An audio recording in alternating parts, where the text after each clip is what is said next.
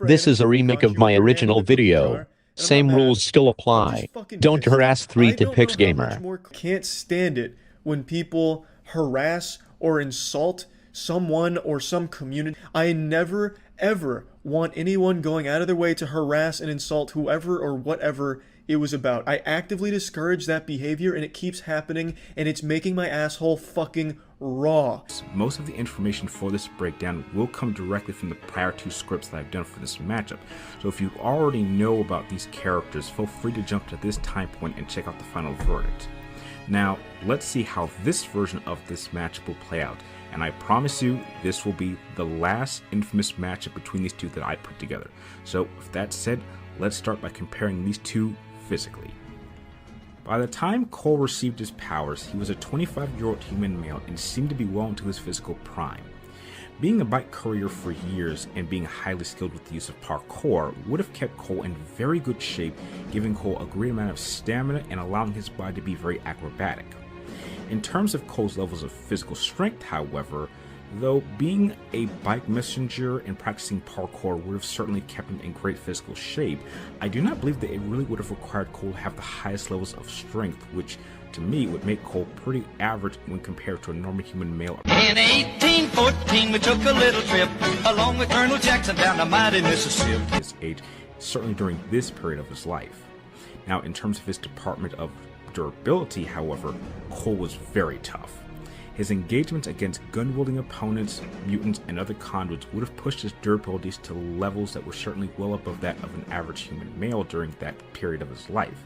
However, his best example could be seen during the events of Infamous One's final battle against Kessler, as Kessler was an older version of Cole who would have had an intimate understanding of what Cole's abilities were at that time, thereby placing Cole at a serious disadvantage, was still able to overpower and defeat Kessler.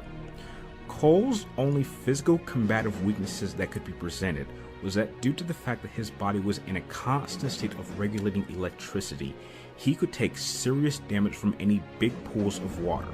And though Cole's body could channel and absorb multiple different forms of electricity, if he runs out of all of his energy, his physical statuses of his body will decrease greatly, reducing his speed, strength, and durability down to an average human's level.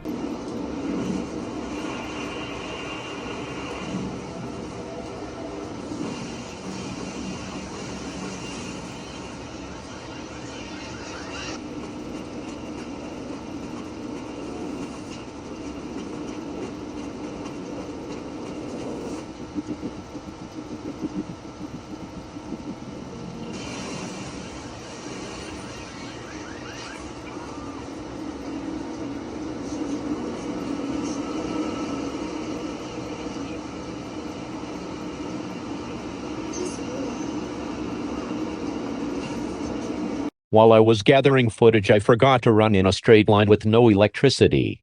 Spoiler alert, there are no differences or running speed, same goes for all of Cole's other physical abilities. And also by his own logic, Cole should have died in the race fear explosion, because Cole had no electricity besides his own bioelectricity. Cole also survived getting hit by a freight truck before getting his powers in the comics, an accident that should have killed him. However, he was able to get back up after a few days, only suffering some minor injuries from the accident. So no, Cole doesn't lose his superhuman abilities if he has no electricity. By the time of the events of Infamous Second Son, Delsin was a 24-year-old human male and was in fairly good shape despite having a very slender build. Over the course of his youth, Delsin also took an interest in parkour to keep himself in shape, though it has been described that he was not very experienced as a climber. Sucker Punch's co-founder Chris Zimmerman has stated that Delsin can parkour twice as fast as Cole, leading to the notion that Delsin is faster, but Cole is more experienced in this practice. After gaining powers and becoming a conduit, Delsin showed many physical enhancements. Like most of all, he was granted enhanced speed, strength as shown as he was able to move through multiple environments and was able to effortlessly pull off a chain link door off of a cage. Delsin's durability has also been shown to be heightened as he was able to fall from relatively high distances and land unharmed, and he's also been shown to be able to withstand numerous gunshot wounds while showing only a slight sense of discomfort. In terms of physical weaknesses, there doesn't really seem to be any presented outside of the standard limited durability.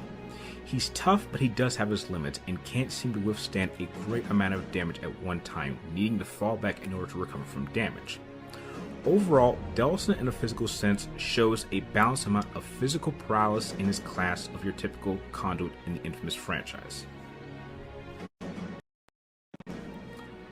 When it comes to comparing specifically Infamous 1 Cole against Delsin, while from the outside it might seem that these two might be on par with each other, there are a number of slight advantages that grants the edge to one of these two combatants.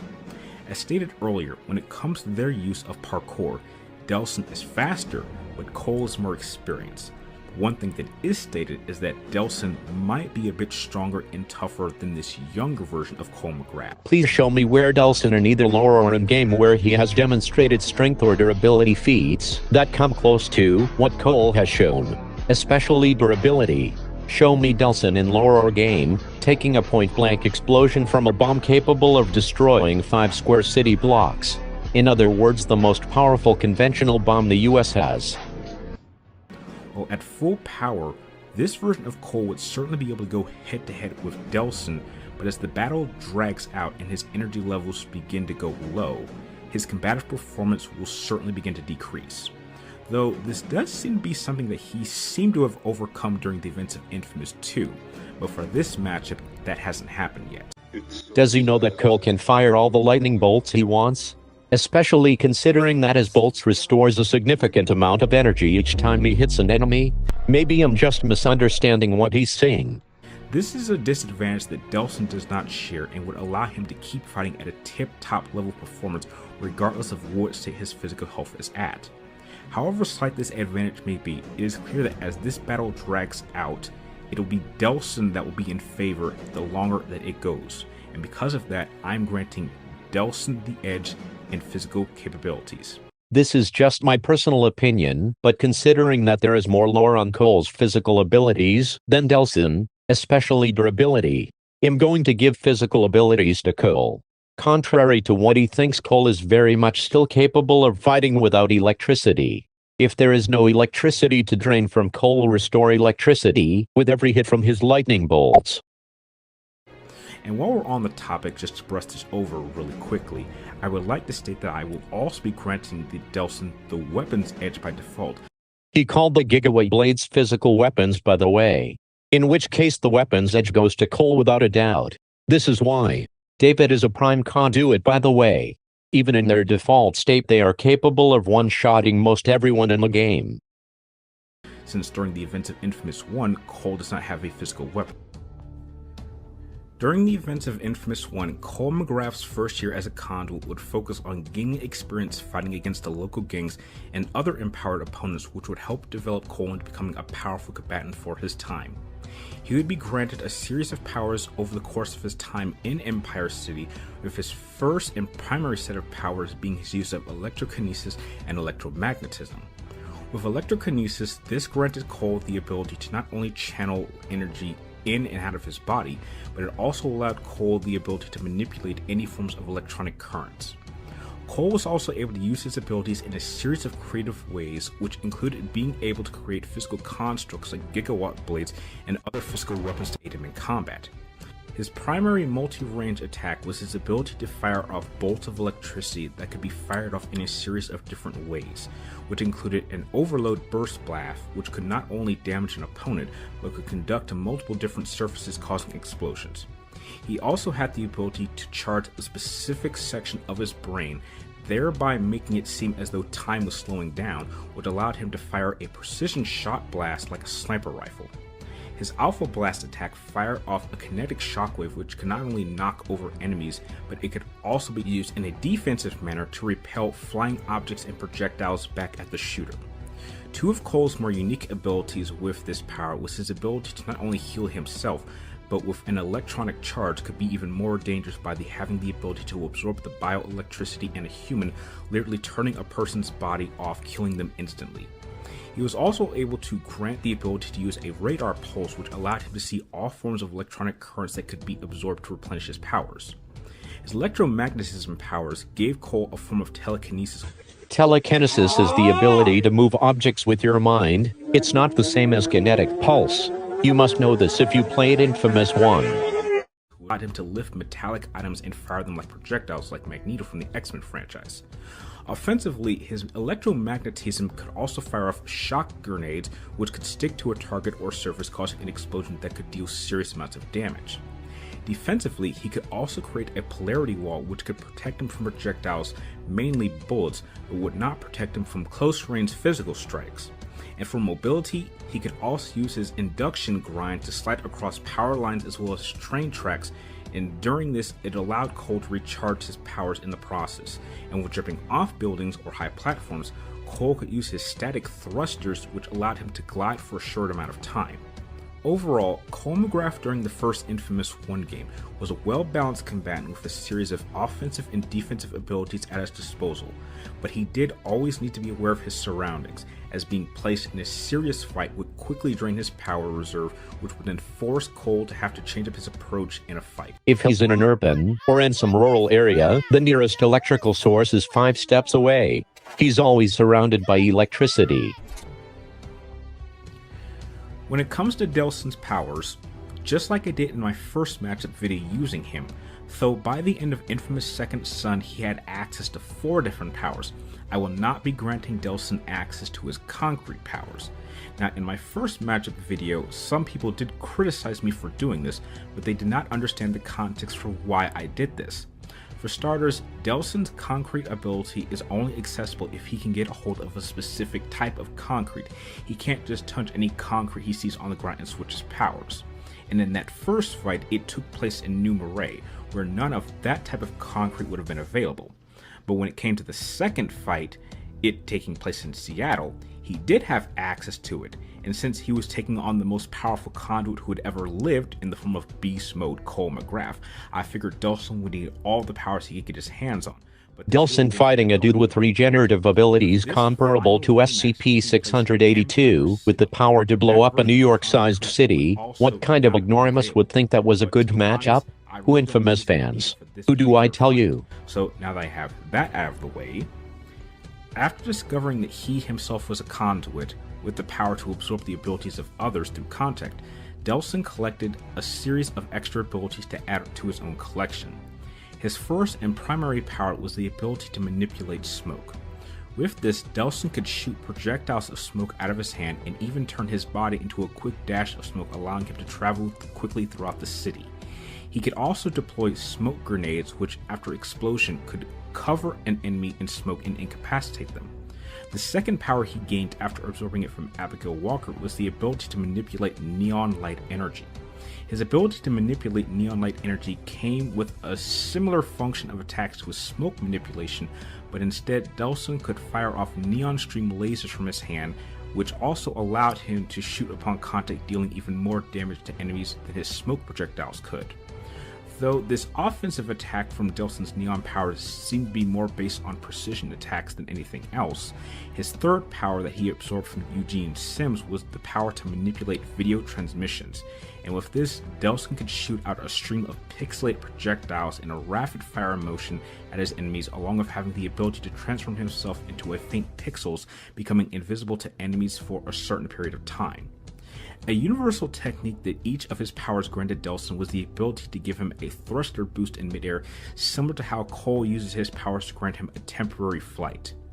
Though each power did have its own unique function, allowing him to move throughout the environment easier, with smoking him allowing him to shoot to the roofs through the vents, neon allowing him to transform himself into a neon beam, allowing him to scale up environments at exceptional speeds, and video granting him the ability to generate pixelated wings that Delsin could use to temporarily fly across a certain terrain for certain controlled bursts. Similar to Cole MacGrath's ionic attacks from the Infamous 2 games, each variant of his powers too could access a series of devastating attacks when utilizing each unique power. When applying his smoke power, Delsin's main finisher was dubbed the Orbital Drop, which allows Delsin to soar into the air in an orbit-like height.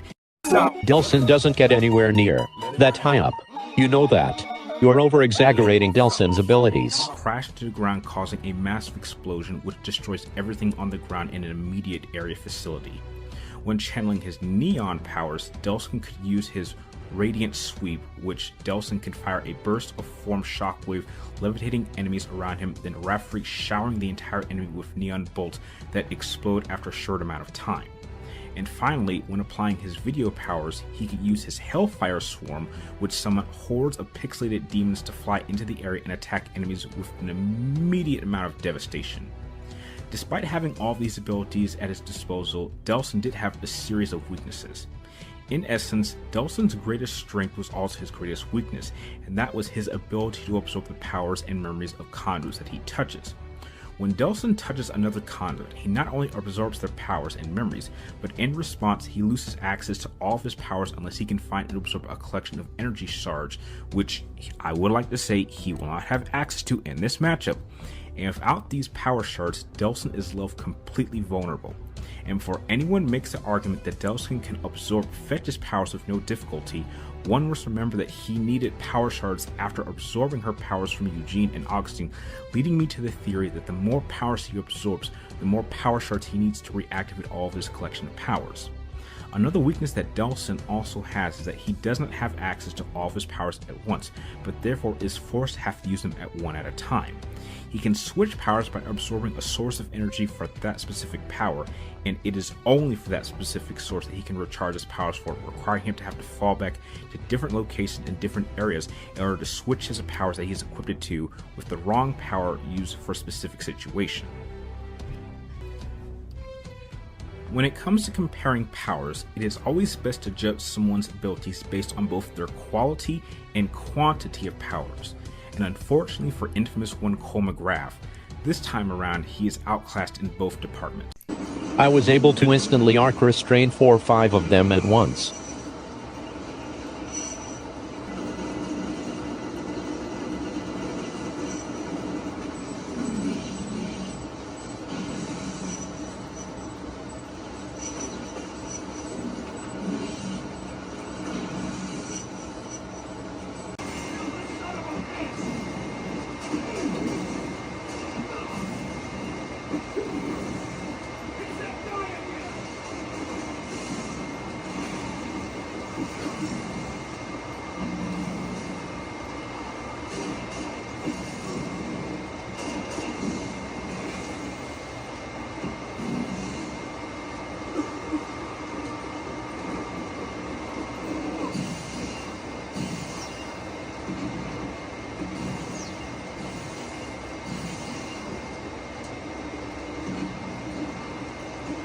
Neon has the maximum rocket capacity of 8. Delsin, if he's restricted to Neon, can only fire 8 rockets. And this is all the rocket upgrades do, except for videos.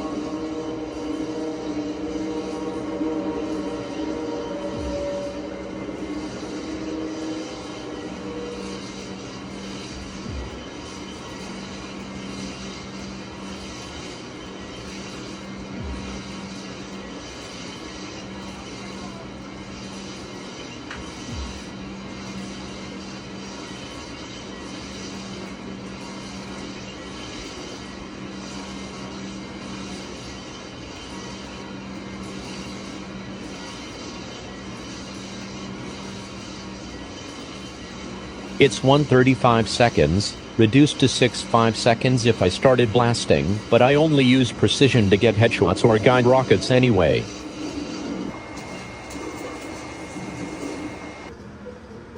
Defended the last substation with only grenades. Wasn't hard. And this is just with what I've shown. Induction grind gives you energy when fully upgraded. Electric drain gives you infinite energy when fully upgraded. Thunder drop electrocutes you. Wrong, just immediately wrong. You were completely wrong about Cole's powers in the quality department. The polar opposite is true, as I have just demonstrated. As for quantity, this is only true if you assume that Delsin has full access to all of his powers at once. Cole's use of electrokinesis and electromagnetism are basically two sides of the same coin. They are mutually supportive of each other, and for Cole, that really does work for him in most situations. And Cole is nowhere near his peak in terms of his combative capabilities. While not only is Delsin bringing more individual powers, they are far more diverse and therefore grant him far more flexibility and more options to work with.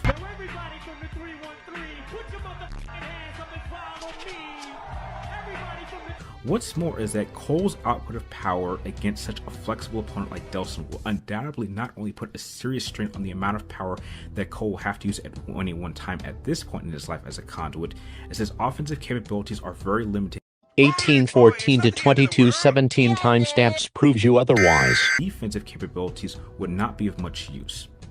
Delsin's powers allowed him to evade Cole's attacks much easier, and when Delsin decides to go on the offense, regardless of what range he is at or what powers he chooses to use, Cole is going to be pushed on his back foot. What's worse is that Cole's only defensive power, the polarity wall, is designed to work against only projectile attacks, mainly bullets, but not energy-based attacks.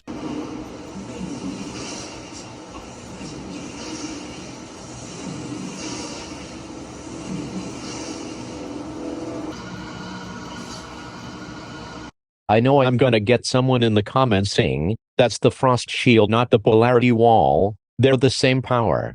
Taking the polarity wall, or any power for that matter, and changing nothing about it besides its name doesn't make it a completely different power. This isn't something I should have to explain. Should Delsin take the fight to close ranges, Cole's lack of a physical weapon. This is where three topics gamers' bias toward Delsin should be made completely clear to everyone. If Delsin takes the fight to melee range, this is what's going to happen to him. The gigawatt blades are practically electric lightsabers. Cole's lack of a physical weapon of his own is going to be a serious disadvantage to. You also don't need to have a physical weapon to beat the crap out of the guy coming at you with medieval weaponry. That's just the way we were, even back then. We were constantly fighting every day. You can try all you want, but you're never gonna beat me. You need to learn your place. You see, back when I was still a kid, unlike now, I didn't have this rosary seal to help control my power. Poor Kokoa. She never beat me, not even once. Just give up, Kokoa. What Delsin's flexible collection of powers allow him to do against this version of Cole is put so much pressure on Cole in a variety of different ways that Cole would be simply overwhelmed. Cole has performed well against other powerful opponents that rely on one kind of combative power, but he has never faced anyone that had so many options at his disposal. What options? Whether he wants to run up or fly up the wall? Seriously, what defensive powers does Delsin have that Cole doesn't or can't counter? What's worse is that Delsin can certainly hit back harder. For these reasons, Delsin will get the edge in powers. Wrong. Just immediately wrong. Coming in here like Phoenix Wright with the objection here. I've already went in detail on why he's wrong in the quality department. To make it short, he's 100% wrong. The opposite is true. Good karma. Delsin has the weakest powers in the infamous series. In quantity, like I said, this only works if you assume Delsin has full, unrestricted access to all of his powers at once. Cole, as well as every other conduit besides Quo, gets the undisputed edge in powers. And the only reason why Quo is weaker than Delsin is because she dies before she could reach her full potential. As a combatant, Cole MacGrath, over the course of Infamous 1, had gained a great amount of combat experience over a short period of time that he was clearing up the streets of Empire City. He had fought off several different gangs along with opponents that had developed their own unique powers. He was very skilled at maneuvering his way in locations that his opponents had chosen and was great on thinking on his feet without needing much prep time. Cole's approach to combat was to start off by going on the move and allowing his opponents to attack first, allowing him to scout out potential weaknesses, and would gradually follow this up with a series of his own counterattacks in order to see how his opponents would react to him. He could use his powers to help him evade attacks and also defend against specific attacks, which could then give him the time he needed to formulate a plan. And Cole could also do this whether he was stationary or on the move. If Cole MacGrath was ever given enough time to fully understand how an opponent was going to fight against him, then he would use this information and his very limited array of powers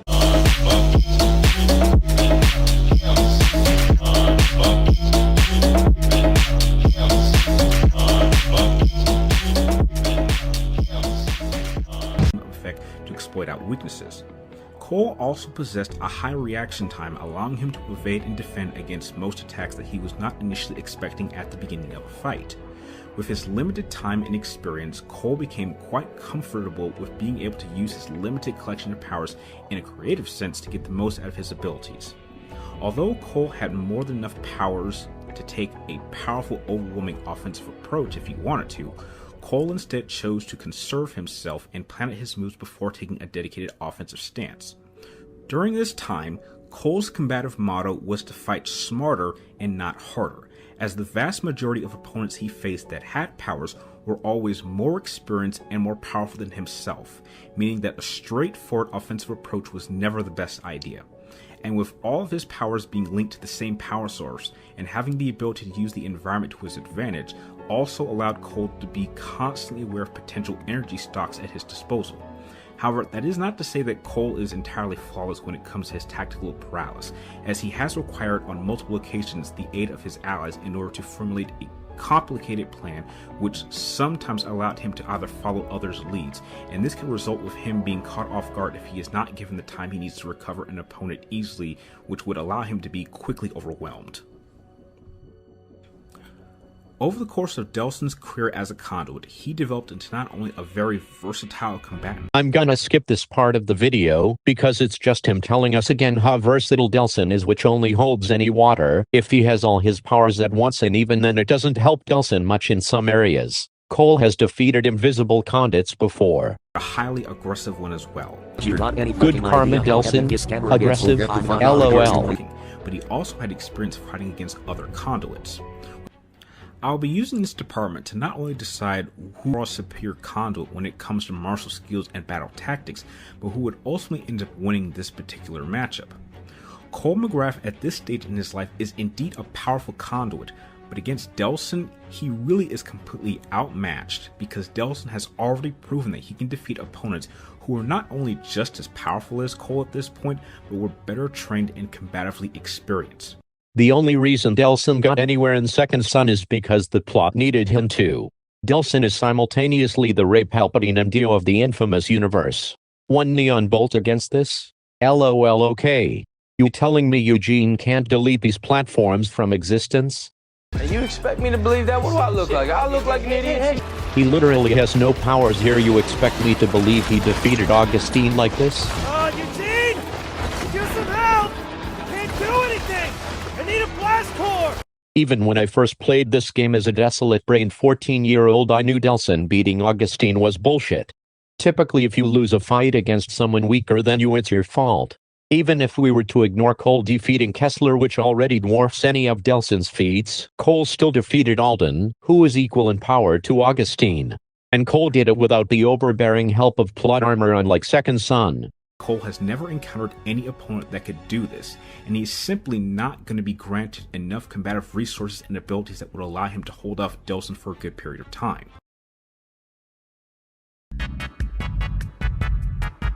What's more is that Delsin has proven to be successful in defeating conduits like Fetch, Eugene, and Augustine, who all seem to perform best when they pick the environments that they were fighting in, thereby giving them the home field advantage, and yet they all still lost. Alright, I get it! But since this fight will be taking place on the streets of Empire City, then Delsin will have access to just as many resources as Cole. And yet another thing he said that's wrong. While while all Delsin would need to do is put a good amount of pressure on Cole and force him to respond to him. And what Cole would not do is have enough time to analyze all of Delsin's abilities because of how easily and how quickly he is switching between them. Then why are you watching this gay spider dance around naked in a locked room? What, were you just going to sit there and mind your privacy for about 5 minutes before you were done? That's not all it is! It's a new show that came out that was made by a small, independent studio that talks about acceptance and being a better person. Look, you can even see the episodes right here. And you are not planning on going to hell in order to hook up with fanboy spider, are you? Because if you are, Engineer will be down there to tell you what I did to him after he kissed cartoon horse! Cole would get desperate and go on the total offense and attempt to fight back, but in the process would burn through his own limited power supply much faster, making him vulnerable. What Delsin will be able to achieve in a fight against infamous one Cole MacGrath on an even playing field like Empire City is force Cole to have to go against every combative instinct that he has been used to using up to this point in his life. He would force Cole to attempt to fight harder instead of smarter, and against Delsin, who does have the slight physical advantage. I'm gonna skip since he is repeating himself on all his points like he's got dementia. This would explain his melee verdict in this fight. And because of this, I'll be granting Delsin not only the edge and martial skills and as a battle tactician, I am ultimately declaring Delsin the winner.